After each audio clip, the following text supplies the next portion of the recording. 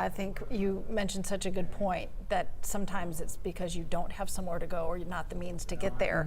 But we know the Atlanta Motor Speedway was one place people who were able to travel went to, and that's been very busy. Liza Lucas is joining us live with more of the stories of the rescues that continue to come into the newsroom.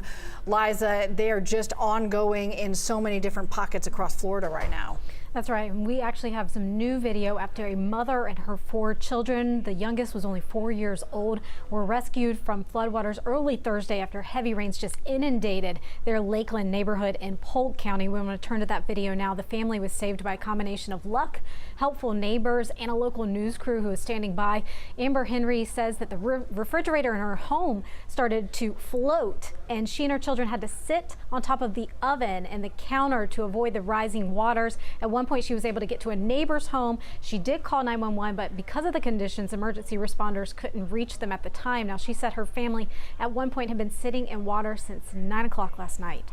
I thought that Lakeland was the most safest place to come because it was considered more inland instead of like by Bayshore area where my family is. So when it got up when it got up all the way up the window, it got up the window and it started coming in the house from the window, and the refrigerator started floating. I turned out the power. Me and my children hopped on the oven, and once we hopped on the oven, I called my mom and told my mom, I think me and my children are about to drown to death. Such a scary moment, obviously, for that family. Thankfully, they are okay. Now, turning to another close call of a different kind, a Fort Myers resident went to get in his car to see something you don't want to see emerge from the floodwaters. Take a listen. All right, that was really, really deep right there. Sorry. Oh, that was a big alligator just bit our tire. A huge alligator right there. That online video showing that gator appearing next to his car, biting his tires.